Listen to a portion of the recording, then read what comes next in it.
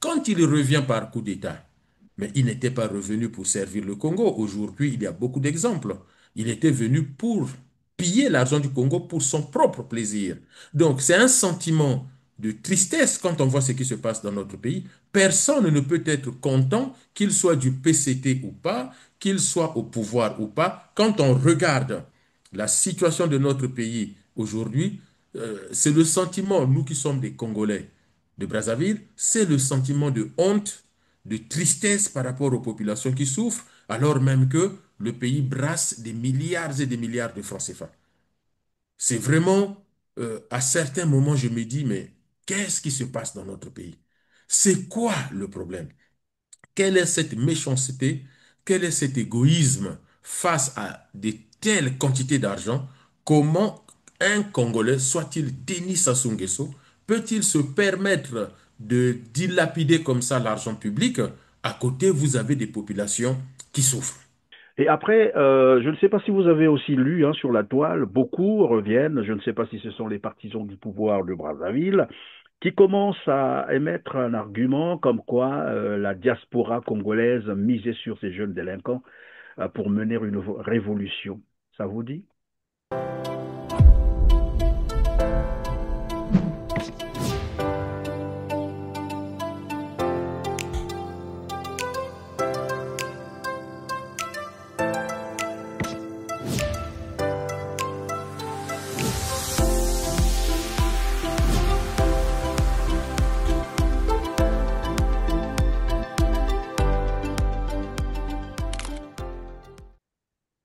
Mesdames, Messieurs, bonjour, c'est toujours un plaisir de vous retrouver en compagnie de Didier Mouini-Volo, spécialiste des relations internationales, porte-parole du Congrès pour la Renaissance du Congo, le CRC. Au menu de cet échange, l'inauguration à Kinshasa de l'école Regard Afrique Académie par le couple Christelle et Nathalie Sassou Nguesso. Nous reviendrons également sur l'instrumentalisation de la terreur à Brazzaville par le régime Sassou qui a ordonné, vous le savez, un massacre organisé des jeunes sous le prétexte de lutte contre le banditisme. On entend même dire que la diaspora congolaise misait sur ces jeunes délinquants pour organiser une révolution contre le régime criminel de Denis Sassou Nguesso. Une opération, comme vous le savez, sans cadre légal qui, sur les faits, a déjà causé plusieurs victimes innocentes et cela était prévisible. D'autant plus que personne, jusqu'à preuve du contraire, ne sait réellement qui est désigné par le terme Koulouna ou bébé noir, puisque même ceux qui ont été jugés et condamnés depuis des mois sont aussi récupérés pour être exécutés sommairement. Et d'autres enlevés par simple signalement téléphonique moyennant de l'argent, c'est la délation, c'est-à-dire une dénonciation généralement secrète dictée par des motifs vils et méprisables. Pendant ce temps, les vrais Koulouna, les grands Koulouna financiers et économiques en col blanc qui ont ruiné le Congo par le vol, les détournements massifs en Syrie et par la spoliation du patrimoine économique du Congo circulent librement dans les grandes villes du Congo-Brazzaville.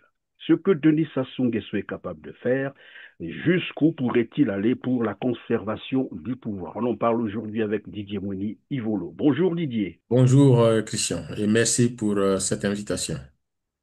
Merci d'être avec nous sur R7 et surtout de votre disponibilité pour décrypter l'actualité congolaise. Nous allons commencer par la légalisation, il faut le dire comme ça, tacite du vol et des détournements massifs en série d'argent public au Congo qui ne choque plus personne. Vols et détournements devenus la norme de la gouvernance Sassou Nguesso.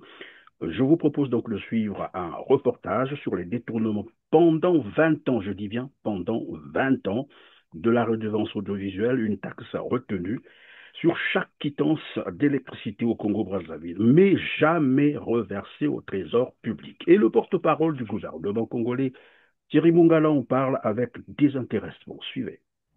Je suis Gabrielle Mabiala pour le compte de Tilika Media.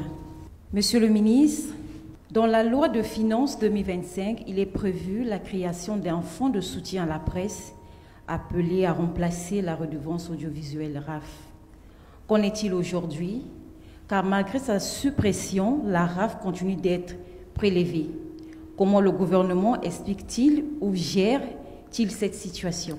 Alors, pour ce qui concerne la question que Madame Gabrielle Mabiala m'a posée, sur le fait que la loi de finances avait prévu un fonds d'aide à la presse et que la loi de finances avait, d'après vous, entériné la disparition de la redevance audiovisuelle, qui, par ailleurs, vous l'avez relevé, continue à être prélevée sur les factures de ECAREC de chacune et chacun des abonnés.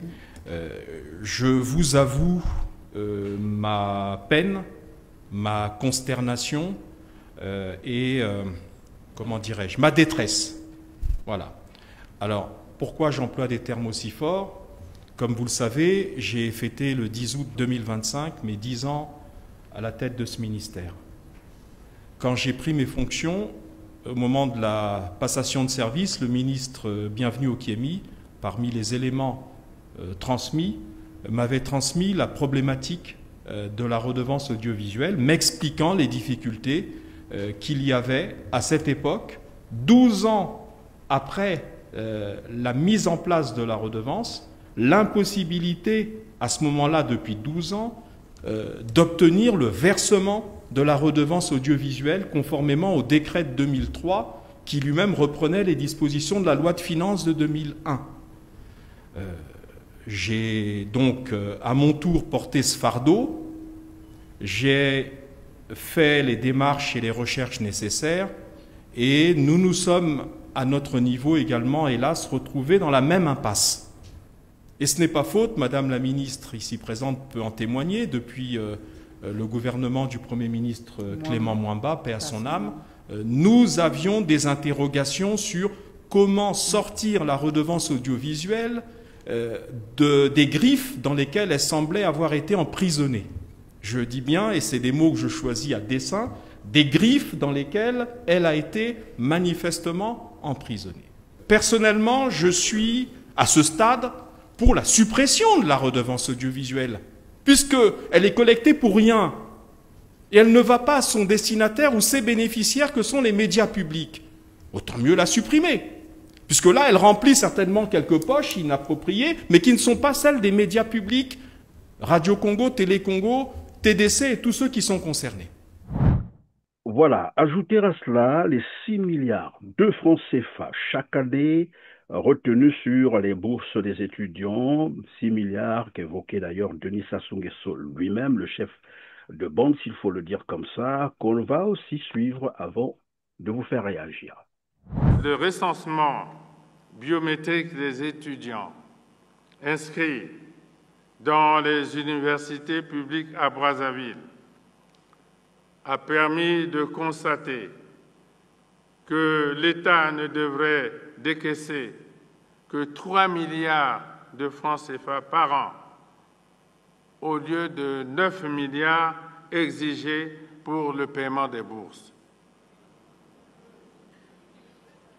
Est-ce à croire que 6 milliards de francs CFA se dissipent chaque année sans jamais laisser de traces? Les enquêtes diligentées dans certains établissements à budget de transfert ont révélé des écarts considérables entre les ressources financières sollicitées et les coûts réels des charges à couvrir, causant de la sorte un grave préjudice à l'État. Enfin, les contrôles organisés dans la fonction publique permettent souvent de débusquer de nombreux faussaires et autres agents fictifs. Voilà, Didier Mouni-Volo, des détournements avérés, mais personne n'est interpellé ni inquiété. Voilà, j'allais dire les vrais et grands Koulouna qu'il fallait interpeller en col blanc. Que vous inspire ce système de gouvernance basé sur le vol, les détournements et la corruption généralisée dont les auteurs sont finalement protégés par le régime? Alors, qu'est-ce que cela me renvoie? Mais déjà, vous savez, euh, Denis Sassou Nguesso, ce n'est pas quelqu'un qu'on découvre aujourd'hui. Et les Congolais n'ont pas le sens, pas les Congolais, mais certains Congolais qui soutiennent encore Sassou, n'ont pas le sens de l'histoire. Et d'ailleurs, la dernière fois que je suis passé sur votre chaîne, nous avons évoqué la situation de Belinda Ayessa, qui confond colonisation, traite négrière et découvertes, rencontres diplomatiques au sujet des Brazza. Bref, ce n'est pas pour revenir sur le sujet. Mais certains Congolais n'ont pas le sens de l'histoire. L'histoire récente de notre pays nous apprend que Sassou a dirigé le Congo entre 1979 et 1992. Il a été chassé du pouvoir de façon démocratique par le peuple congolais. Ce n'est pas par Pascal Lissouba, ce n'est pas par quelqu'un d'autre, c'est le peuple congolais, puisque c'était une élection démocratique. Je dois rappeler aux Congolais que les élections que vous voyez en Afrique aujourd'hui, à chaque fois qu'il y a un vainqueur, les opposants contestent la victoire de celui qui a gagné les élections. Mais, Monsieur Perrin, je vous invite à regarder toutes les élections au monde, toutes les élections en Afrique noire. L'élection de 1992 au Congo, lorsque Pascal Lissouba gagne, personne n'a contesté la victoire de Pascal Lissouba, y compris Sassou. Denis Sassou Nguesso, président, André Milongo, Premier ministre, tous les deux sont candidats, ce sont eux qui organisent les élections. Pascal Lissouba y participe en tant que citoyen congolais avec zéro ministre, avec personne dans les instances qui dirigeaient le Congo. Et il gagne, et Monseigneur Kombo, qui vient parler, dit, entre la logique mystique et la logique scientifique, le peuple congolais a choisi la logique scientifique parce que ce peuple voulait aller vers le développement de son pays. Et donc, Sassou perd le pouvoir parce qu'il a été médiocre, parce qu'il a été brigand vis-à-vis des populations physiques, mais aussi vis-à-vis des finances publiques. Et donc, à ce titre, le peuple l'a bouté dehors. Quand il revient par coup d'État, mais il n'était pas revenu pour servir le Congo. Aujourd'hui, il y a beaucoup d'exemples. Il était venu pour piller l'argent du Congo pour son propre plaisir. Donc, c'est un sentiment de tristesse quand on voit ce qui se passe dans notre pays. Personne ne peut être content, qu'il soit du PCT ou pas, qu'il soit au pouvoir ou pas. Quand on regarde la situation de notre pays aujourd'hui, c'est le sentiment, nous qui sommes des Congolais de Brazzaville, c'est le sentiment de honte, de tristesse par rapport aux populations qui souffrent, alors même que le pays brasse des milliards et des milliards de francs CFA. C'est vraiment, à certains moments, je me dis, mais qu'est-ce qui se passe dans notre pays? C'est quoi le problème? Quelle est cette méchanceté? Quel est cet égoïsme face à de telles quantités d'argent? Comment un Congolais, soit-il Denis Sassou Nguesso, peut-il se permettre de dilapider comme ça l'argent public? À côté, vous avez des populations qui souffrent. C'est à ne plus rien comprendre. C'est vraiment triste et c'est vraiment regrettable. Et j'espère que très vite, le peuple congolais dans son ensemble va se lever pour mettre fin à cette gangstérisme, à ce gangstérisme qui ne fait que trop durer. Et chaque jour qui passe, nous montre la médiocrité de ce pouvoir.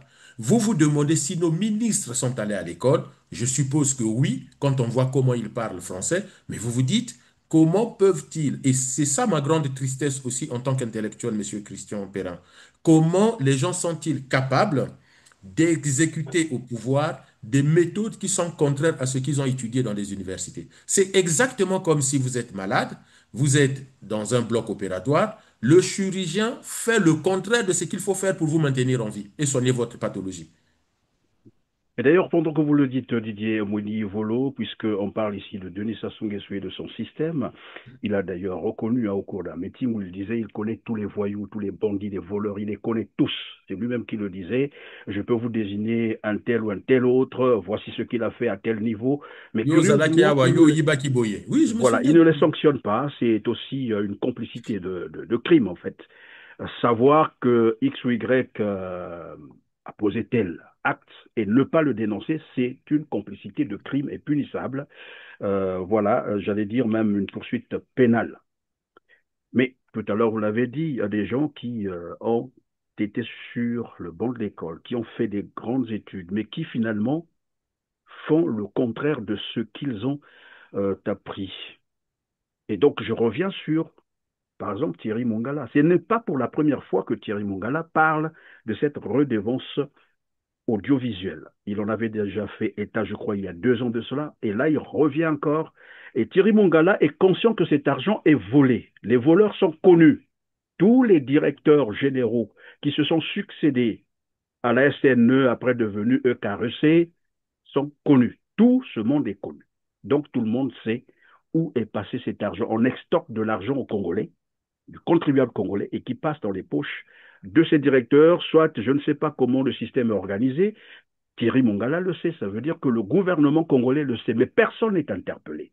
Et j'ai rappelé tout à l'heure les 6 milliards volés sur les bourses des étudiants. Denis Sassou Nguesso en a parlé, je crois que c'était en décembre dernier, mais jusqu'à aujourd'hui, personne n'a été interpellé. C'est là ma question de savoir, c'est quel type de gouvernance en fait? On est où concrètement? On peut encore parler d'un État au Congo?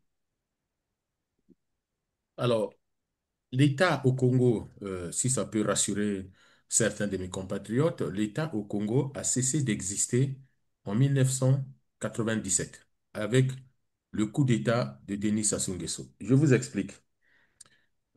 Pour les Congolais de ma génération, nous avons connu deux personnes, deux, je vais dire deux premiers ministres, André Milongo et Claude-Antoine Dacosta. Alors, le nom ne dit peut-être rien aux jeunes qui ont 20 ans, 25 ans, en tout cas ceux qui étaient tout petits en 1997 et ceux qui sont nés après 1997.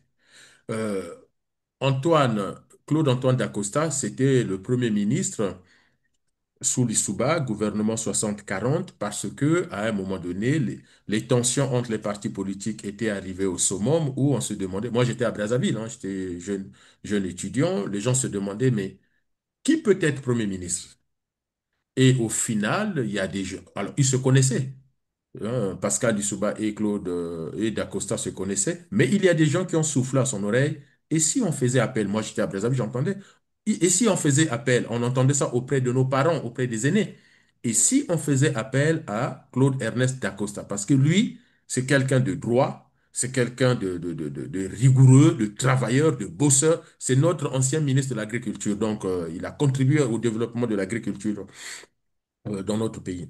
Et donc, quand ce monsieur arrive, le temps où il était là, Claude Ernest Dacosta, écoutez-moi bien, a été applaudi par l'UPADS, parce que c'est l'ISOUBA qui le fait venir, mais aussi par le PCT, par le MCDDI, le RDPS, le RDD. Tous les partis politiques étaient unanimes sur le travail de Claude Ernest Dacosta. Je mets au défi les fanatiques du PCT de trouver des bandes vidéo chez Télé Congo où on voit Sassou critiquer Dacosta. Ça n'existe pas. Je vous mets Et au d'ailleurs, défi. pardon Didier Mounivolo, pendant que vous parlez de Claude-Antoine Dacosta, je vais proposer un extrait de lui, d'ailleurs, ce qu'il pensait du régime Sassou Nguesso. On revient sur le plateau, vous allez continuer votre voilà, réponse. Suivez. C'est mon pays. Je suis né ici, et j'ai dû le quitter parce que des êtres médiocres ont accédé aux combines du pouvoir. J'ai dû quitter ce pays pour sauver ma vie parce que des êtres médiocres, accédant aux combines du pouvoir, ont mis en péril la vie de cadres formés au niveau le plus élevé de l'université, qui sont rentrés au pays pour se mettre au service du pays et qui ont dû fuir en face de ces êtres médiocres. 25 ans après, je rentre et je trouve ces mêmes êtres en face de moi, prêts à dicter au peuple toujours la même médiocrité, toujours le même goût du crime. Et ça, c'est insupportable. Bon voilà, Didier Boudi-Volo, Claude-Antoine Dacosta dit il avait quitté le pays à cause de ces médiocres. Il est revenu, retrouvé encore les mêmes médiocres 25 ans après. Et il dit à la fin, c'est insupportable. Et donc, vous étiez en train de parler de lui et de Milongo. André Oui, Milongo, bien mais sûr. vous entendez, vous avez suivi ce que Dacosta a dit, mais je vous dis encore, j'étais jeune étudiant, je ne connaissais pas ce monsieur, nous ne connaissions pas ce monsieur, et quand il arrive, on nous dit non, non, c'est un Congolais, il a été ministre, je crois, sous Massamba Deba. Lissouba a été ministre de l'Agriculture, il avait remplacé Lissouba. Et quand on l'entend, ces propos qu'il tient, moi, je les ai suivis en direct sur Télé Congo. Il est sur Télé Congo quand il dit ça, il n'est pas sur une chaîne étrangère. Et parce que quand il arrive, je dis, mais c'est pas possible. C'est ces gens-là qui ont dirigé le Congo, des tels médiocres, qui ont kikine les gens, qui emmerdent tout le monde. Et ils ne font rien dans l'intérêt de population. Et il tient ses propos après quel événement? Nous avons un problème sanitaire. Dacosta a réussi à trouver des médicaments pour nos hôpitaux. Et là, je vous renvoie au journal de Edmond Philippe Gali, le dimanche matin. Monsieur, bonjour. Et donc, Dacosta assure lui-même la distribution de ces médicaments dans tous les hôpitaux du Congo, au détriment de son ministre de la Santé, où il avait perçu que son ministre de la Santé n'allait pas bien assurer la distribution. Et le ministre de la Santé vient se plaindre au journal d'Edmond Philippe Gali, c'est le gouvernement 60-40, et il ne savait pas que Edmond Philippe Gali avait des correspondants dans tous les hôpitaux du pays. Eh bien, pendant le journal, on a appelé chaque hôpital, à Ouesso, à Pointe-Noire, au CHU, à Kinkala, à Djambala. Eh bien, chaque hôpital a témoigné que nous avons bien reçu les médicaments. Et quand Edmond Philippe Gali redonne la parole au ministre de la Santé, qui était donc du côté des 60% de l'opposition, eh bien, il ne savait plus quoi dire. Et vous avez la deuxième personne qui a bien géré nos finances, c'est André Milongo. Sous Dacosta et sous André Milongo, Premier ministre de la Transition, regardez le Congo. Qui jouait avec l'argent public? Même Sassou ne jouait pas avec l'argent du public. Sassou, président, André Milongo, Premier ministre, il a verrouillé, André Milongo a verrouillé les finances publiques et André Milongo a été applaudi par qui? Mais par tout le monde. Trouvez-moi des vidéos de l'UPADS, du MCDDI, du PCT, du RDPS, du RDD, de tous les partis politiques qui pouvaient critiquer la gestion du pays par André Milongo. Mais personne. Parce que c'était des orthodoxes vis-à-vis des finances publiques. Donc, quand vous me parlez du visage que le pays renvoie aujourd'hui, où ce n'est pas l'homme de la rue, Monsieur Perrin, on va peut-être disserter là-dessus, discuter là-dessus. Ce n'est pas l'homme de la rue qui pointe les détournements d'argent. Vous l'avez vous-même dit. Qui pointe les détournements d'argent? Les ministres et le président de la République lui-même. Ça aurait été les journalistes, ça aurait été nous qui critiquons le pouvoir, ou ça aurait été les étrangers. On Oui, aurait dit, c'est parce qu'ils sont de l'opposition, oui, ben c'est voilà, on normal. va On le va dire que diaboliser. voilà, ils sont de Mais là où les faits sont très, très graves pour notre pays, là, ce sont ceux qui sont censés mettre la loi, c'est-à-dire ceux qui sont à la tête de l'État pour bien gérer le pays dans l'intérêt collectif, qui viennent se plaindre de détournement d'argent. Mais c'est à vous et moi de trouver les solutions. C'est à vous et moi d'appliquer la solution. Le chef du village a vu le diable dans ce qui se passe au Congo. C'est la débandade. Qui ne se C'est un plaint pas manquement d'ailleurs, un manquement à son devoir parce que il a juré, je crois, il a prêté serment pour dire qu'il va respecter, faire respecter la Constitution. Mais il sait qu'on est en train de voler, il ne fait rien. Mais, Comme vous mais, l'avez mais, dit, le chef du... Monsieur Perrin, ce que je regrette au Congo, et je suis content de voir que de plus en plus de jeunes Congolais abordent dans mon sens, c'est que les juristes congolais, je vois quelques avocats parler, sont aux abonnés absents. Vous avez parlé le manquement à sa fonction, mais c'est plus grave que ça, Monsieur Perrin. C'est la haute trahison. Mais naturellement, parce C'est la qu'une haute. autre trahison, pardon, sans vous Relisez couper, la Constitution, demandez aux spécialistes du droit constitutionnel quand le président, quand le ministre, les membres du gouvernement et le président viennent se plaindre qu'il y a du détournement d'argent, dans la loi de finances, ça souvient nous révéler que dans la loi de finances, dans notre budget à nous, au Congo, on demande 2 fois, 3 fois, voire 4 fois plus que la réalité des charges que nous avons. Ça suppose que quand on dit les charges dans le budget, c'est 1700 milliards de francs CFA, il faut diviser ce chiffre par 3, par 4 pour avoir notre budget réel. Monsieur Perrin, faites le tour du monde entier, expliquez ça dans n'importe quel pays. C'est de la folie. C'est vraiment de la folie. Il sait qu'il y a l'argent qui se dissipe comme ça, qui est volé presque tout le temps. Il le sait, pendant des années, 6 milliards, pendant presque une décennie, comme ça, volé sur les bourses des étudiants. Et jusqu'aujourd'hui, personne n'est interpellé. Personne n'est interpellé. Mais c'est ça qui est le plus étonnant dans notre pays et c'est ce qui doit être le combat des Congolais. Je vous le dis, et ça fait plusieurs fois que je le dis, faites ce que vous voulez, assassinez tous les bébés noirs, neutralisez toutes les forces vives de la nation, tant que vous aurez cette corruption au cœur même du système, c'est-à-dire que le système Sassou est moisi par la corruption jusqu'à la moelle des os, jusqu'à la moelle épinière, jusqu'au cerveau. C'est pas possible. Dans tous les pays du monde, même quand on parle de la corruption, le pouvoir refuse de reconnaître, mais derrière travaille pour corriger les faits de corruption pointés par la presse, par la population. Or, chez nous, au Congo-Brazzaville, c'est un cas d'école, c'est un cas unique au monde où c'est le pouvoir lui-même, c'est-à-dire le gouvernement et le président de la République, qui viennent devant la presse, devant la population pour dire il y a trop de vols, et des vols où, généralement, en Occident, en Asie, dans les autres pays, quand on parle des détournements, c'est des détournements causés par des individus, c'est des rétrocommissions, c'est-à-dire que, ou encore de la surfacturation.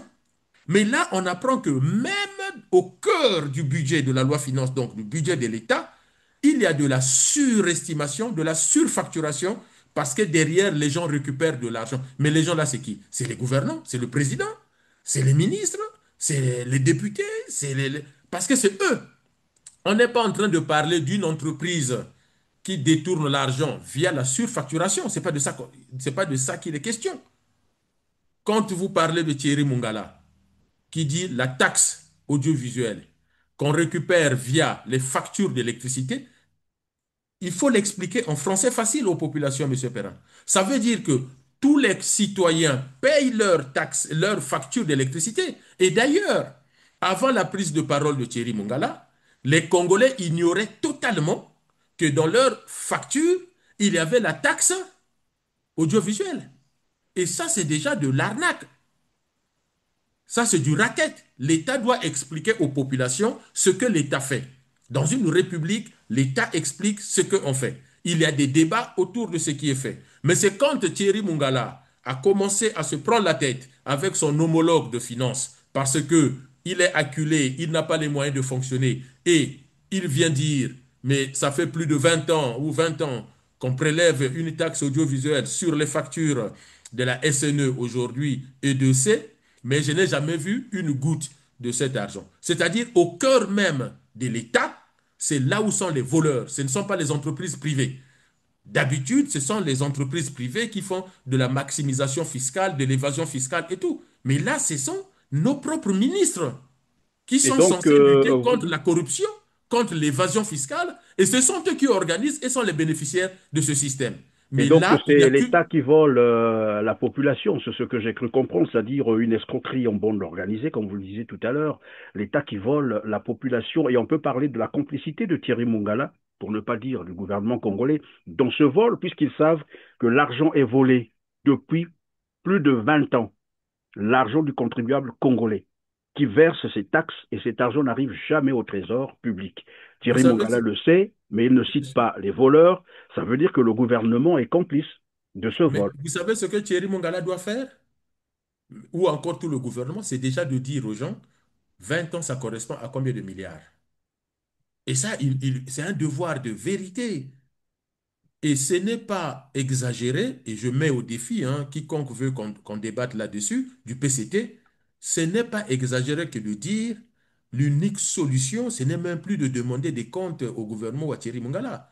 C'est de se soulever et de bouter dehors ce gouvernement. Je vous dis encore que ce dont on parle là, Monsieur Perrin, faites le tour de tous les pays. Allez dire ça aux États-Unis. Allez dire ça en Chine. Et vous verrez si les Chinois vont accepter cette réalité. Allez dire ça en Russie. Allez dire ça en France. Qui peut accepter d'apprendre que dans la loi de finances, on multiplie les chiffres parce que les ministres se mettent plein les poches? Qui peut accepter que les gens payent des factures et derrière, ce sont les gouvernants qui s'en mettent plein les poches? Mais qui peut accepter ça? Et à côté, il y a une misère.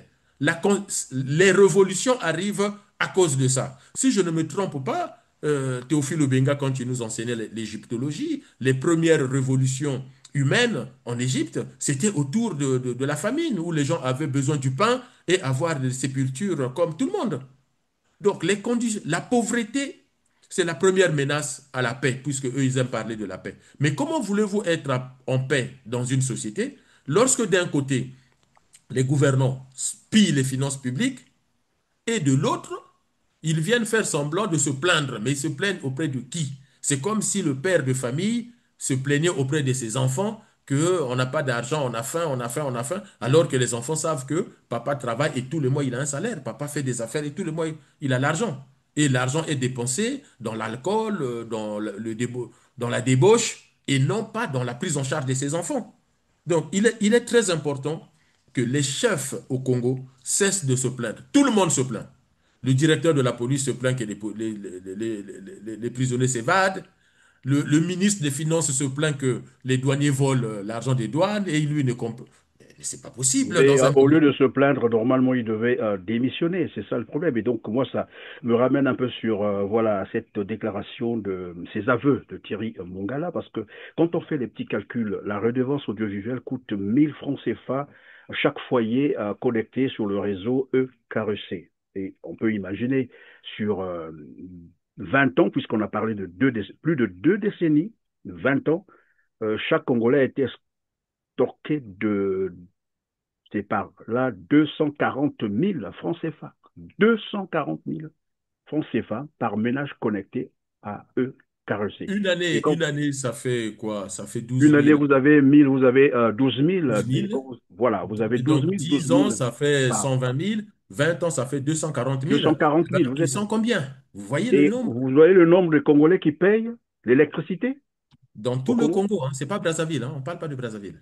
Dans tout le Congo, bien sûr, puisque Ouais. Donc, c'est dans tout toutes le les. Congo. Et donc, tout cet argent est dilapidé. Thierry Mongala le sait, le gouvernement congolais le sait, personne ne dit un seul mot. Alors, nous parlions tout à l'heure, vous vous rappelez d'ailleurs Antoine Dacosta, hein, Claude-Antoine Dacosta, qui parlait des médiocres, mais ils sont encore là, curieusement, depuis que malheureusement Antoine Dacosta n'est plus de ce monde, et à son âme. Et à Il y son a âme. également la dilapidation de 14 000 milliards. Donc 26 milliards de dollars qu'on ne rappellera jamais assez du Fonds des générations futures. Nous avons par Denis Sassou Nguesso, c'est ça la vérité, Denis Sassou Nguesso et son fils, c'est eux qui ont déplacé en fait ce compte. Et nous avons des informations là-dessus. Les dizaines de milliards qui ont été volés au FIGA, vous avez 160 milliards de francs CFA volés au ministère de la Santé. Le Oui. ministère de la Santé. Mhm. 160 milliards volés, sans compter les plus de 25 milliards qui avaient été aussi volés sur la ligne de dépenses Covid-19. On l'imagine un peu même en temps de crise sanitaire, en pleine crise sanitaire, ils peuvent voler des milliards, et ça a été démontré. Ils ont volé également 5 500 milliards. Alors là, je ne sais pas si il y a un autre exemple comme ça dans le monde. Les dignitaires du pouvoir, ils sont 6 qui ont volé 5,5. Donc 5 500 milliards. Je ne dis pas 500 millions. 5 500 milliards. Planqués dans les paradis fiscaux, ce sont les révélations, bien sûr, de Panama Papers. Nous avons aussi les 9 milliards qui avaient été volés à la CREF. C'était, je crois, les pensions de retraite de novembre-décembre 2016, je crois, par là. Tout ça, c'est connu. Je rappelle tous ces éléments parce que les Congolais le savent. Mais curieusement, comme vous avez dit tout à l'heure, c'est un peuple aux abonnés absents qui n'agit finalement pas, qui laisse faire après qui se plaint que plus rien ne marche au Congo-Brazzaville. Comment expliquer que certains Congolais, c'est comme ça qu'il faut le dire, j'allais aussi dire l'élite congolaise, qui connaît toutes ces réalités-là, continue à courir après Denis Sassou Nguesso et qui pense même qu'il doit se représenter pour un nouveau mandat présidentiel. Alors, je pense que la réflexion est beaucoup plus profonde. Il est aujourd'hui, en fait, discuter avec les Congolais dans la rue, même si on nous taxe de vivre à l'étranger. Mais moi, j'ai vécu au Congo, j'ai fait l'université au Congo. Je me souviens de certaines expressions populaires passées dans le langage courant où, dès lors qu'on essayait de débattre du pétrole, ah non, non, non, non. Okoki koloma makambo ya pétrole te pétrole isa pétrole ngana ya sasu. Ngelen zonzil vraiment pas pétrole. Pétrole ngana ya sasu. Kifumi ngana ya sasu. Isa beaucoup beaucoup ndia sasu. Hein? Isa c'est sachet. En fait, Ils ont cautionné, en fait. mais on a intégré dans l'inconscient des Congolais que le Congo appartient à Sassou. D'où la nécessité, et c'est le travail que j'essaye de faire, et c'est le travail que votre chaîne fait, de replacer le débat politique au milieu du village. Le président de la République n'est pas le propriétaire du pays. Le Congo n'appartient pas à Denis Sassou Nguesso. Et je vais même aller plus loin. Un sujet que les Congolais n'aiment jamais entendre. Mais tôt ou tard, il faut que tous les Congolais ouvrent les oreilles et on discute. On nous a menti en disant parti unique, comme ça, c'est l'unité nationale. C'est faux. Derrière l'unité nationale, c'est l'enrichissement des uns et l'appauvrissement de la population. Il faut rappeler aux Congolais un fait historique majeur que Belinda Ayessa n'a jamais compris, et d'ailleurs que même les historiens congolais doivent avoir le courage. Et la science historique, c'est la science des courageux. Si on n'est pas courageux, on laisse tomber. Il faut avoir le courage, M. Perrin, de dire aux Congolais, de Pointe-Noire à Ouesso, ça n'a jamais été le seul pays. Il ne faut pas se leurrer. Sinon, on n'a pas bien compris notre histoire. Ouesso et Pointe-Noire ne dépendaient pas de la même entité administrative, politique, royale ou on ne sait pas. C'est l'héritage de la colonisation. Le chef des populations de Ouesso, qu'on les appelle les Sanga ou peu importe le nom, le chef des Bomi-Taba avant l'arrivée de Brazza, ne s'appelait pas un Mboshi. Le Mboshi ne régnait pas sur les Bomi-Taba. On est d'accord? Un chef, un Mboshi, Kani, Touere, Mwene, ne régnait pas sur Ouesso. Le dire, c'est un fait historique. Ce n'est pas du tribalisme. Je suis un intellectuel. Allez demander à Abraham Dingambo. Allez demander à Théophile Obenga. Allez demander à Yvon Norbert Gombeg. Le chef de Vili ne s'appelait pas un Mboshi.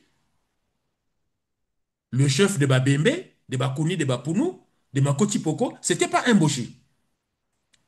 Et donc, jusqu'à la colonisation, jusqu'à la réunification de ces terres qu'on va appeler la République du Congo aujourd'hui, nous entrons dans une nouvelle ère de notre histoire qu'on appelle la République, la nation, comme vous voulez. Mais dès lors que des populations qui, historiquement, avant la colonisation, ne dépendaient pas d'un chef Mboshi pour nous, Nzabi pour Lissouba ou Kogo pour Youlou et Massamba Deba, les Congos ne régnaient pas sur les Mboshi jusqu'à la colonisation. Les Congos, au nom de quoi Youlou et Massamba Deba vont se dire président de la République et se mettre à décider sur une politique à Owando. Avant, ça ne se faisait pas. C'est un héritage colonial. Mais dans cet héritage colonial, dites-moi au nom de quoi nous devons nous soumettre à Sassou pendant 50 ans. Eh bien, c'est une rupture du contrat social au Congo. Quand j'entends ces gens-là dire que celui qui va maintenant critiquer Sassou, on va le fouetter, mais si moi je suis de Pointe-Noire, j'ai le droit de critiquer Sassou. Au nom de quoi il va quitter la cuvette pour venir jouir du pétrole dans le Kwilu? Si ce n'est pas au nom de la République. Et au nom de la République, donc il n'a pas le droit de faire ce qu'il veut. Il doit exécuter et se soumettre lui-même aux lois de la République. Si vous prenez la philosophie politique, si vous prenez la Constitution, le droit, le premier à violer le pacte social, le premier à être tribal, c'est Sassou. Parce qu'il ne peut pas confisquer les finances de la République dans l'intérêt de lui et de son pouvoir. Vous avez un général, Nyangamboala, qui dit, mais nous, notre préoccupation, c'est l'avenir d'Emboshi. Ah, mais dans ce cas, restez dans le périmètre physique, territorial d'Emboshi. Historiquement, si les Bakuni, les Bapounou, les Babembe, les Bomitaba, les Katangais veulent seulement leur avenir et c'est leur préoccupation primaire, eh bien, ils restent dans leur village. Mais s'ils viennent dans l'espace républicain, eh bien, ils se soumettent comme tout le monde et de tels propos tenus par un général en disant « Moi, général du Congo, notre préoccupation, c'est l'avenir d'Emboshi », Mnyangambola ne fait plus partie de l'armée. Il revient à la vie civile. Il perd tous ses avantages militaires. Comment on appelle, Dabira, pareil, tous ceux qui ont tenu ces propos-là et qui ont travaillé dans ce groupe-là, y compris Sassou lui-même, eh bien, demain, tôt ou tard, quand il ne sera plus là, il sera déchu de toutes ses fonctions militaires parce qu'ils viennent de commettre une haute trahison face à la République. Et Monseigneur Kombo l'avait rappelé sous Milongo. Quand les Congos voulaient s'approprier Milongo, Monseigneur Kombo leur a dit, le cadre n'appartient ni à une famille ni à un clan. Le cadre est national. Or, vous avez des cadres Mboshi, pas tous, mais certains, dont le premier, Denis Sassou Nguesso, qui parlent des affaires de la République, mais ils les parlent en Mboshi. Et ça aussi, c'est une haute trahison. Le président de la République, qu'il soit Congo, qu'il soit Mboshi, qu'il soit Vili, qu'il soit Bomitaba, a interdiction de parler des affaires de la République dans une langue où la population ne comprend pas. Évidemment, vous avez raison. Tout à l'heure, vous rappelez les actes de haute trahison. Et j'aime à rappeler ici, lorsqu'un président de la République viole de manière délibérée la Constitution, c'est un acte de haute trahison. En réalité, Denis Sassou Nguesso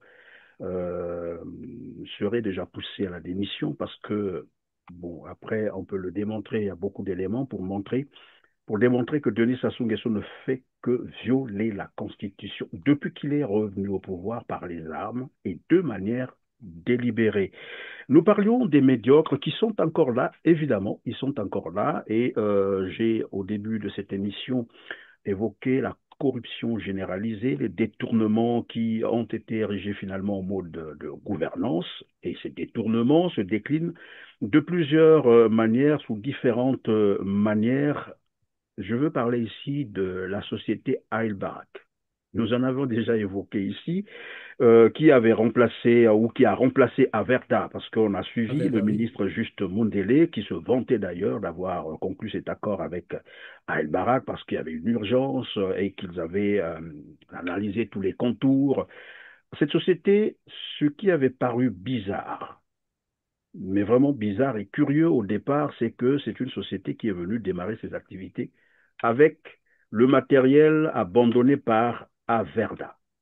La société Al Barak se déploie dans la capitale congolaise depuis le 19 juin. Elle remplace Averda. Al Barak face au défi de l'assainissement et pendant ce temps sans matériel ou mieux encore sans équipement adéquat. Elle colmate les brèches et est obligée de réparer les véhicules abandonnés par Averda. Jusqu'à ce que nos propres véhicules arrivent, on s'apprête avec ça pour l'opération. Après ça, on va commencer pour tout Brazza en fait. Les propos du responsable de cette société laissent présager dans l'opinion des inquiétudes quant à la capacité de cette société à relever le pari de la collecte des déchets qui jonchent les artères principales de la ville avec des effets néfastes sur la santé publique. Le risque d'échouer est perceptible. On est en pleine congolaiserie, congolité. Je suis désolé pour la population congolaise, on mérite mieux que ça. Les rues sont pleines d'ordures, ceux qui sont censés les ramasser sont venus sans de quoi les ramasser, je ne sais pas ce qu'on va faire. Comment le gouvernement congolais a-t-il pu signer un accord avec une société qui n'a pas de matériel? S'interrogent les Brazzavillois qui doutent de la capacité de Al Barak à assainir la ville. La première chose qu'on observe, c'est que les équipements ostensibles, en tout cas les équipements disponibles qu'on voit dans les rues, dans les sites d'opération actuels, ne sont pas comparables déjà aux équipements qu'avait Averda. Alors on se demande si Averda, avec plus d'équipements, n'a pas pu faire grand-chose. Comment cette société, avec ce matériel dérisoire, peut faire mieux? Nous avons fait le tour des coins stratégiques de la ville pour constater la présence des agents de Al Barak sur le terrain. Les gilets Al Barak ne semblent pas être impressionnants. À proximité des tours jumelles, l'on perçoit quelques travailleurs fatigués qui prennent du repos. À la gare, 2 travailleurs portant des gilets estampillés Al-Barak préfèrent ne rien dire. Vers le jardin des droits de l'homme, un travailleur tente de se prêter à notre micro, mais il nous laisse comprendre que le contrat de travail n'est pas du tout ficelé. Le contrat n'est pas avec moi, je n'ai pas bien lu le contrat. Ils n'auront pas un salaire parce que déjà on ne les traite pas bien, on ne les donne pas des équipements pour faire le boulot. Du coup, le boulot n'est pas fait, le salaire, c'est pas sûr qu'il va suivre aussi. Au rond-point Mungali, le curage des canalisations est encore assuré par la mairie. Bien que le début soit encore timide, Al-Barak devra travailler quotidiennement pour collecter 1000 tonnes de déchets à Brazzaville. Et nous apprenions plus tard que cette société avait exigé à l'État congolais le paiement de 3 milliards. Alors, écoutez bien, 3 milliards 250 millions de francs CFA avant de démarrer ses activités. Donc on comprend très bien que cette société n'a apporté rien du tout, n'a pas apporté les capitaux au Congo. Elle est venue s'asseoir sur l'argent des Congolais et a démarré ses activités avec l'argent du contribuable congolais, mais aussi avec le matériel abandonné par Averda. Voilà la société que Juste Mondele est allé chercher chez les Turcs. Aujourd'hui, quelques mois seulement, même pas 3 mois c'est trop, voici ce que sont devenues les villes congolaises et on revient sur le plateau. Suivez. C'est une montagne d'ordures qui grandit sur une surface de 500 mètres environ, située sur l'avenue de la Caravane, à proximité du marché de la Liberté, au fond Tchétché, dans le 3e arrondissement de Pointe-Noire. Cette tonne de déchets qui siège ici depuis presque une année génère une pollution insupportable. Ça nous choque, vous voyez, dans un pays où il y a des voiries urbaines, il y a le comité du marché. Et regardez dans quel environnement que nous vendons, dans quel environnement, et des conséquences sont tellement graves. Les gens souffrent, donc on n'arrive pas. Et curieusement, on paie des taxes. Les commerçants et ménages environnants qui hument les odeurs nauséeuses en permanence sont conscients d'être exposés aux multiples maladies. Le cas de cet homme qui porte un cache-nez pour ses précautions. C'est les poubelles qui font ça pour que nous portions les cache-nez. Vraiment, nous ne sommes pas bien. La responsabilité des autorités municipales est pointée du doigt par ce jeune qui ne dort pas bien à cause de ce foyer de pollution qui menace la santé publique. On ne dort pas bien, Nous sommes déjà je peux dire qu'il y a des personnes qui sont mortes déjà parce que ici nous sommes exposés à plusieurs maladies. Il y avait plusieurs activités qui étaient ici, qui sont fermées parce qu'il y a la poubelle qui est ici. La voie est bloquée. Mais regardez l'état que les gens sont en train de vendre ici. Donc je demande vraiment aux autorités comme ça de nous venir vraiment en aide. On n'arrive plus. Pour le comité de gestion de ce grand espace commercial, il est difficile d'enlever cette masse d'ordures faute de manque de matériel approprié. Ça pointe de l'ampleur comme ça là, ça donne la maladie. Les commerçants sont ensemble avec nous, on fait le nettoyage dans le marché. Mais comme on n'a pas les engins pour enlever les ordures, on fait comment? On devient faible parce qu'il n'y a pas des engins. Le trimestre de l'assainissement et l'action du premier samedi du mois consacré à l'opération de salubrité renvoient visiblement aucun effet positif dans la ville économique congolaise, particulièrement dans cette zone quasiment oubliée.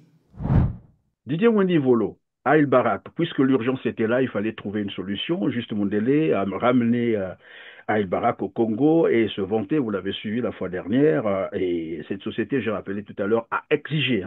Donc, pour cette société, elle ne démarrait pas ses activités s'il n'y avait pas ces 3 milliards 250 millions, ce qui lui a été versé. Mais voilà, quelques 3 mois seulement, on se retrouve avec des villes, mais pire qu'avant.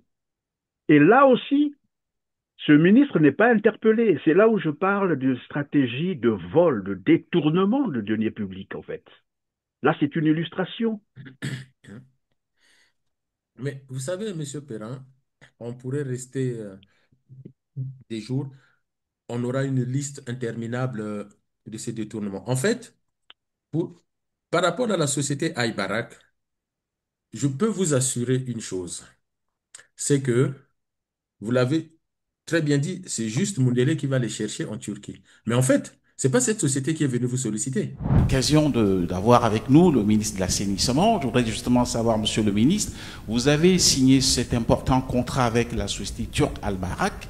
une très bonne chose parce que ça va contribuer à l'assainissement de nos principales villes. Mais je voudrais savoir pourquoi est-ce que vous avez opté, dans une situation de rareté de ressources, à ce qu'on appelle un contrat de gré à gré, alors que ce genre de contrat qui porte quand même sur plusieurs milliards de francs CFA aurait dû faire l'objet d'un appel d'offres. Et vous le savez aussi très bien que nous avons des structures dans notre pays, lorsque le contrat va au-delà de 500 millions de francs CFA, il faudrait que ce soit enregistré à ce niveau. Qu'est-ce qui s'est réellement passé lorsqu'on sait aussi que cette société était en face à Kinshasa et que le contrat a été résilié entre l'autorité de la ville de Kinshasa et cette société qui semblait être très chère et qui utilisait également même le matériel de la ville de Kinshasa pour opérer. Enfin, c'est ce que nous avons dû avoir comme information auprès de nos frères de la rive gauche. Comment est-ce qu'on en est arrivé là? Est-ce qu'il n'y a pas une expertise locale qui peut franchement faire ce travail afin non seulement d'éviter ce qu'on appelle l'érosion des devises, parce que ces gens vont rapatrier leurs bénéfices. Donc voilà, monsieur le ministre, les quelques questions. Je ne dis pas qu'il y a eu d'appel d'offres, mais je dirais qu'il y a eu consultation. Puisqu'il y a eu publicité. Publicité, est-ce que publicité de la part du gouvernement, mais publicité de la part de la presse et de l'opinion publique. Il y a quand même eu 7 mois de négociations avec la société Al Bayrak. Et pendant 7 mois, pensez-vous bien qu'il y a eu d'autres sociétés avec qui on a eu des discussions, des échanges sur non seulement les détails techniques, ce qu'on appellerait en cas d'appel d'offres de cahier des charges, et gré à gré, chez les latins c'est gretum. C'est quasiment se mettre d'accord sur certains nombre de détails, sachant que l'appel d'offres qui est un concours est une démarche de sélection, mais en réalité un peu unilatérale. C'est vrai, ça garantit la concurrence. Mais est-ce qu'ici il s'agissait de la concurrence ou il nous s'agissait de trouver un partenaire solide, un partenaire de renommée internationale, un partenaire capable de commencer le travail? C'est ce qu'on a fait. Généralement, dans le cadre des marchés publics, alors moi je ne suis pas en poste, donc je n'ai pas ces fonctions-là, mais je peux quand même vous expliquer que dans le cadre des marchés publics, on fait des appels d'offres. Et chaque entreprise vous fait des propositions, y compris pour la gestion des déchets ménagers, hein, les poubelles. Vous faites des appels d'offres, mais oui, mais même ce principe a été violé. Toutes les explications de Juste Mundele pour dire oui, on n'a pas respecté ce principe parce qu'il y avait une urgence. Et voilà l'urgence, là où l'urgence a conduit les Congolais. Il n'y a pas d'urgence, ce n'est pas une situation, c'est pas une catastrophe naturelle. Dans le cadre d'une catastrophe naturelle, comme on l'appelle, tempête, tremblement de terre, des comètes qui vous tombent dessus, eh bien, il y a des dispositions légales pour dire on ne passera pas par la voie habituelle parce qu'il faut vite répondre. Mais la question des déchets dans nos villes, c'est une question récurrente depuis des années. Qu'est-ce qui se passe? En fait, il faut savoir que le problème des poubelles dans les villes africaines, c'est que les villes africaines ont des finances publiques que personne ne connaît, que personne ne maîtrise.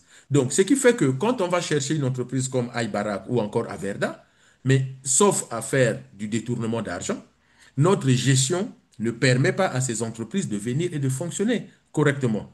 Et il faut donc de la transparence pour savoir lorsque Juste Mundele va chercher cette entreprise qui, elle, n'a pas candidaté pour venir traiter nos poubelles à nous. Hein. Il faut savoir que dans tous les pays du monde, le traitement des poubelles, c'est un vrai sujet. Vous avez par exemple l'Union européenne qui envoie ses poubelles en Inde, dans des pays asiatiques. Nous-mêmes chez nous, on a essayé de nous fourguer les poubelles de l'Europe. Il y a eu l'affaire des gorges de Diosso, où il y avait des déchets, hein, des déchets des industries, où il y a eu l'affaire à Abidjan, je crois, hein, où en Côte d'Ivoire, on se lève le matin et on découvre des déchets toxiques. Et je crois que l'entreprise a été condamnée aux Pays-Bas, si ma mémoire est bonne. Donc, lorsque vous allez chercher une entreprise, l'entreprise, vous signez un contrat. Après appel d'offres, l'entreprise que vous retenez, vous signez un contrat et vous vous mettez d'accord sur les termes du contrat. Mais attention, ces entreprises étrangères, européennes, américaines, asiatiques, qui sont des grandes entreprises, ils connaissent nos réalités. Hein, ces gens-là connaissent nos réalités. Et ils savent qu'il y a des risques que moi, si je mets mon argent de le perdre, parce que ce ne sont pas des États sérieux. Et donc, je vais exiger une forte avance. Mais il faut savoir que dans la gestion des déchets publics, 3 milliards, moi, je ne sais pas à quoi ça correspond, mais ça peut aller très vite. Et quand vous dites qu'ils ont récupéré le matériel d'Averda, il faut que Juste Mundele explique, encore que s'il maîtrise ces choses-là, est-ce qu'il s'agit d'une fusion-absorption, c'est-à-dire que je ne remplace pas, mais je récupère. Je remplace et je récupère le matériel de l'ancienne entreprise. Parce que demain, vous arrivez président du Congo, Averda va vous dire, de façon gangstérisme, l'État congolais nous a volé notre matériel pour le donner à une autre entreprise sans notre accord. Parce que soit c'est une fusion-absorption avec récupération du matériel et du personnel de l'ancienne boîte, soit c'est un achat, ou soit... Voilà, il faut dire dans quel contexte nous sommes. Et plus encore, il n'y a aucun contrôle. Nous n'avons pas un contrôle sur ce genre de transactions. La Cour de compte n'existe pas, les enquêtes administratives n'existent pas, les audits n'existent pas. Mais vous savez, Sassou 1, c'était quoi sa devise? Les Congolais ne se rappellent pas. Sassou, quand il arrive en 79, on commence à entendre sur Radio Congo beaucoup Motona Motoa Bongisa. Et Bongaï Bongate toujours meilleur. Mais c'est ça aujourd'hui. C'est-à-dire que le comportement que vous condamnez, mais écoutez juste Radio Congo avant. Sassou a été celui qui a vulgarisé sur Radio Congo des communiqués qui passaient vers entre 10h30 et 11h, et puis entre 16h30 et 17h, les fameux Yaka Noki Noki. Le Congo, sous Sassou 1, a été le seul pays où on disait au Fandakanaba Kochipoko, Kamata, Pepoyalina Congo, numéro tant, billet d'ailleurs Egofutama Awa. Qui monte dans un avion sans un billet d'avion? Non, mais excusez-moi. Nous sommes le seul pays qui a connu ça. C'est-à-dire, réécouter Radio Congo, il y avait une demi-heure à 45 minutes de communiqué où on disait un tel qui habite tel village, prenez l'avion Lina Congo numéro tant, et que vous soyez à Imfondo, à Liranga, et votre billet sera payé quand vous arriverez à Brazzaville. Mais allez en Côte d'Ivoire, demandez si c'est une pratique. Et vous êtes étonné que Eker ne marche pas, Lina Congo est tombé. Mais c'est ça le problème de notre pays. Quand est-ce que nous allons être sérieux? On finance le traitement de déchets avec ce que nous parlions tout à l'heure, M. Perrin, avec les taxes. Les taxes, c'est quoi? La taxe, c'est un prélèvement fiscal que le gouvernement récupère pour s'occuper des problèmes de la collectivité. Au Congo, par exemple, savez-vous que vous payez la TVA, taxe sur la valeur ajoutée? Tous les produits que vous consommez au Congo, vous avez une taxe qu'on appelle une TVA. Au Congo, combien c'est? Combien de gens savent qu'ils payent cette taxe-là? Et surtout, qu'est-ce que l'État fait de la TVA au Congo? Dans tous les pays du monde, la TVA, si je prends un pays comme le nôtre, moi, je ne serais pas étonné du 1er janvier au 31 décembre, la TVA rapporte entre 500 et 700 milliards de francs CFA à l'État congolais. Oui, mais c'est une question d'ailleurs, la question que vous posez. On prélève la taxe, la TVA. Taxe sur la valeur ajoutée. Que les Congolais achètent. La moindre chose que vous achetez au Congo, vous avez la TVA. Voilà. Et or, M. Yoka dit, les caisses de l'État sont vides. Mais où va l'argent, ne serait-ce que de la TVA? Où va l'argent? Et c'est là que moi j'en arrivais, parce que lorsqu'ils vont à l'hôpital, même dans les établissements hospitaliers publics, les Congolais payent la consultation. Il y a la TVA. Gratuit. L'entretien des routes, nous connaissons ce que sont devenues les routes aujourd'hui. D'ailleurs, on va vous proposer un reportage tout à l'heure. Donc les routes ne sont pas entretenues. Voilà, les voiries urbaines, c'est de ça qu'on parle. Bon, après Al-Barak, voilà ce que sont devenues les villes, avec toutes les implications que cela a. Où va donc la taxe, donc la TVA? Tout à l'heure, on parlait de l'arabe. Là, nous sommes sur la TVA. Au bout du compte, tout cet argent est détourné. Mais avant de continuer, voici un reportage sur l'état des routes au Congo-Brazzaville. Suivez. La plupart des voiries urbaines de la capitale sont dans un état de dégradation avancé, nid de poules à tout bout de champ, trous béants à certains endroits, transformant ces voies en une sorte de lac. C'est le cas sur l'avenue Jacopango, à proximité du marché Soukissa, où les voitures préfèrent dévier par l'avenue Nganda Couloir au risque de s'enlisser, pendant que d'autres osent tout de même passer par cette partie abîmée.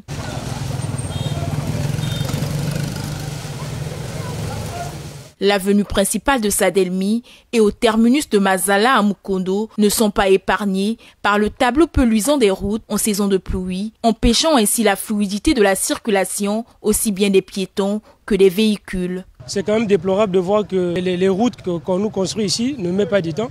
S'il y a une petite pluie, du coup, la voie, je vais dire, le passage devient inaccessible. C'est comme si c'était des goudrons éphémères. Donc on se demande... est-ce que vraiment les autorités font ce qu'on a dit, un suivi pour ces ingénieurs-là? Les voies ne mettent pas du temps et donc la population souffre. Vous voyez ici, là, ça dormi, qu'il pleut pas. Le transport est très très difficile. Vous voyez, là il a plu, il fait 3 jours. Hein. Regardez l'état de la route. Ça c'est pas seulement ici, jusqu'au fond là-bas, loin là-bas, la route. Que le carburant soit cher. Hein, que le carburant ça va cher, passer ici là, c'est une difficulté. La détérioration des routes a des répercussions sur les activités d'une frange de la population. Mais les autorités ne voient pas ça. Hein? On n'a pas le suivi chez nous ici. Quand on fait les travaux, il n'y a pas de gens qui viennent contrôler si c'est bien fait ou mal fait. Les voies en question ne font même pas 5 mois. 6 mois, 7 mois, une année, ça se dégrade encore. Donc à chaque fois, on fait que les mêmes travaux à chaque fois. Mais ça ne tient pas. Par rapport à l'état de la route, on demande au gouvernement d'arranger pour que nos voitures ne tombent pas trop en panne à tout moment, pour qu'on puisse travailler régulièrement. Pour monter à Sadelmi là-bas, il faut 500. Dans notre goudron là, c'est vraiment difficile. Il y a beaucoup de l'eau, pour prendre un transport, il faut 500, 1000 fois. L'aménagement des infrastructures routières de la capitale, qui ne tiennent qu'à un fil, contribuerait à soulager les peines de la population qui paye les frais au quotidien. Voilà, Didier Mounivolo, cette taxe qui devait normalement contribuer à l'amélioration, j'allais dire, à l'entretien, hein, voilà, au maintien de la ville en état de propriété, les routes et autres, ben, finalement, c'est une taxe qui prend aussi une autre direction. Et comme je disais tout à l'heure, finalement, le vol, le détournement, je ne sais pas comment dire ça, est-ce que ça a été officialisé? Mais c'est un mode de gouvernance finalement. Mais puisque le président en parle, il ne s'en inquiète pas. Les ministres en parlent, ils ne s'en inquiètent pas. Encore que les ministres, le président, les ministres, ils ne vous disent pas que, ah oui, mais un tel a dit, X a dit, non. Il vient, il vous dit, j'ai constaté ça, je vous parle de ça, c'est pas normal, il faut arrêter. Donc, oui, nous sommes dans un pays où le gouvernement et le président de la République ont officialisé les détournements d'argent. Quand vous avez le ministre Yoka, Christian Yoka, qui va voir les douaniers et se plaint du fait que les douanes, ça ne fonctionne pas, en fait, il ne dit pas les mots, mais il suivait le ministre Yoka. Il est en train de vous dire que les douaniers qui volent l'argent, qui détournent l'argent des douanes, arrêtez de le faire parce que la population se plaint. Et tout ce que dit la population, il n'y a pas que du faux. Moi-même, je l'ai constaté puisqu'il constate que les recettes douanières n'arrivent pas au trésor. Mais quand un ministre constate ça, il ne se plaint pas. Il n'a même pas besoin de faire ce cinéma, d'aller rencontrer les douaniers. Il a des techniques qu'il a étudiées, parce que c'est son domaine. Il a des techniques qu'il connaît. Autrement dit, certainement que son gouvernement lui a demandé d'aller faire semblant, c'est-à-dire tellement que la situation est grave, il faut faire une opération de com. Voilà. Il n'a pas besoin de faire semblant, il n'a pas besoin de faire la com. La preuve, on en parle, c'est ridicule. C'est totalement ridicule. Ce monsieur Yoka, demain, il va rencontrer qui? Monsieur Perrin. Il va rencontrer les responsables de la Banque mondiale et du FMI. Et on va traiter des finances publiques. Mais vous croyez que les gens, ils savent qu'il a eu cette réunion-là? Ils se sont dit, mais quoi? Il connaît son travail ou pas? Christine Lagarde, directrice du FMI, le dit, il y a des vidéos sur YouTube. Je fais des réunions avec des ministres des Finances et des premiers ministres. Je découvre qu'ils ne connaissent même pas c'est quoi les finances publiques. Mais qu'est-ce qu'ils font au ministère de l'économie et des finances? Et après, je ne sais pas si vous avez aussi lu sur la toile, beaucoup reviennent, je ne sais pas si ce sont les partisans du pouvoir de Brazzaville, qui commencent à émettre un argument comme quoi la diaspora congolaise misait sur ces jeunes délinquants pour mener une révolution. Ça vous dit?